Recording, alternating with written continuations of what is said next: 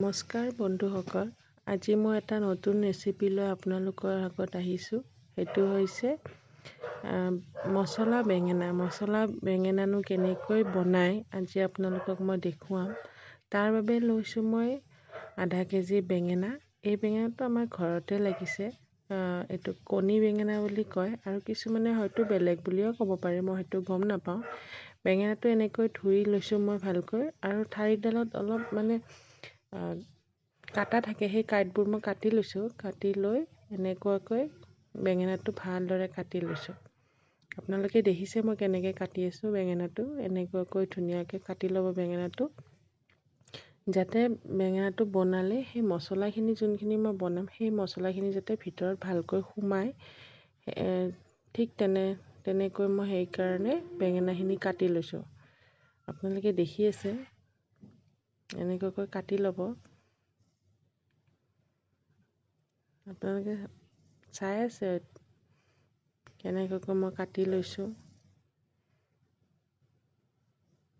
এইদৰে গোটেই বেঙেনাখিনি মই এটা এটাকৈ গোটেইখিনি বেঙেনা কাটি ল'লোঁ।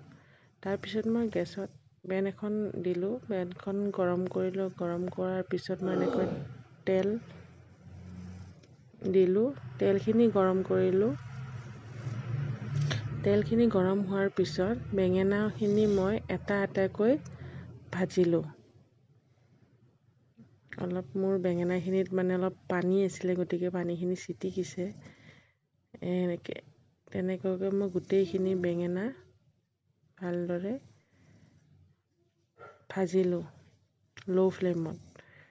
কিন্তু এইটো নহয় যে বেঙেনাখিনি মই একেবাৰে বহুতকৈ ভাজিছোঁ, তেনেকুৱা নহয়। মই অলপ কমকৈ ভাজিছোঁ। নিমখ অকণ দি লৈছোঁ মই তাতে। নিমখ অকণ দি লৈ এনেকুৱাকৈ বেঙেনাখিনি ভাজি লৈছোঁ।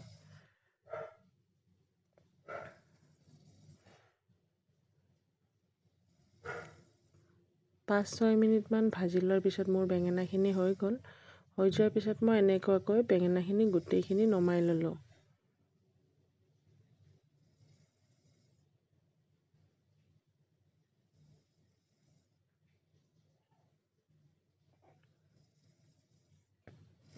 তাৰপিছত মই গ্ৰেভিৰ কাৰণে বিলাহী 4টা লৈছোঁ। 4টা লৈ ভালকৈ ধুই লৈছোঁ। ধুই লৈ গেছত এনেকৈ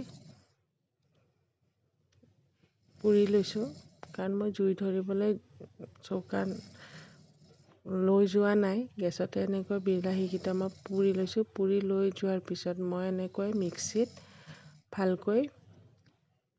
মিক্সাৰত ধুনীয়াকৈ মাৰি লৈছোঁ, পেষ্ট বনাই লৈছোঁ। তাৰপিছত মই এখন কেৰাহীত পেনত তেল দিছোঁ। তেল গৰম হোৱাৰ পিছত তেজপাত দিছোঁ। তেজপাত দিয়াৰ পিছত এনেকৈ সৰু সৰুকৈ কটা পিঁয়াজখিনি মই গোটেইখিনি দি দিছোঁ তাতে।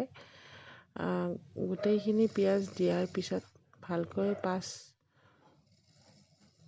5 মিনিটমান মই এনেকুৱাকৈ লৰাইছোঁ, যেতিয়ালৈকে পিঁয়াজখিনি ব্ৰাউন হৈ নাযায়, তেতিয়ালৈকে ভালকৈ তাতে মই দিলোঁ আদা নহৰু পেষ্ট। তাতে মই কেঁচা জলকীয়াও দিছোঁ। কেঁচা জলকীয়া 2টামান দিছোঁ মই, যাতে অলপ জ্বলা টাইপ হয়। গতিকে মই এনেকৈ আদা নহৰু পেষ্ট দি অলপ টাইম লৰাইছোঁ। আপোনালোকে দেখিছেই। আৰু ইমান টাইম লৰাইছোঁ যাতে আদা নহৰুৰ যোনটো এটা গোন্ধ সেইটো নাথাকে। তাৰপিছত দিছোঁ মই হালধিৰ গুড়ি। হালধিৰ গুড়ি দিয়াৰ পিছত দিছোঁ মই ধনিয়া পাউডাৰ, জিৰা পাউডাৰ, তাৰপিছত দিছোঁ মই গৰম মছলা। তাৰপিছত দিছোঁ আপোনালোকৰ red chilli powder. Red chilli পাউডাৰখিনি দি লৈ মই ভালকৈ লৰাইছোঁ। গোটেইখিনি যাতে মিক্স হয় ভালদৰে, তেনেকুৱাকৈ, আৰু মছলাখিনি যাতে ভজা যায় ভালকৈ, তেনেকুৱাকৈ মছলাখিনি গোটেই ভাজি লয়। তাৰপিছত যোনখিনি মই মিক্সাৰ গ্ৰাইণ্ডাৰত পিউৰি বনাইছিলোঁ বিলাহীৰ, সেই বিলাহীৰ পিউৰিখিনি মই তাত ঢালি দিছোঁ। দিয়াৰ পিছত অলপ দেৰি এনেকৈ মই ঢালি, তাৰপিছত মই তাতে নিমখ দিছোঁ।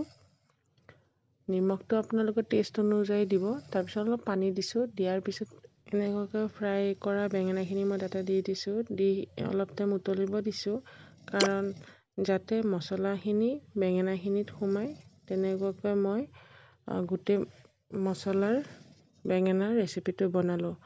এইখিনিতে মোৰ আজি ৰেচিপিটো শেষ। আপোনালোকে বনাই চাব, ঘৰত কেনেকুৱা লাগিল মোক কমেণ্টত জনাব। মোৰ চেনেলটো যদি ভাল লাগিছে ছাবস্ক্ৰাইব, লাইক, শ্বেয়াৰ কৰিব। আজিলৈ আহিছোঁ, ধন্যবাদ।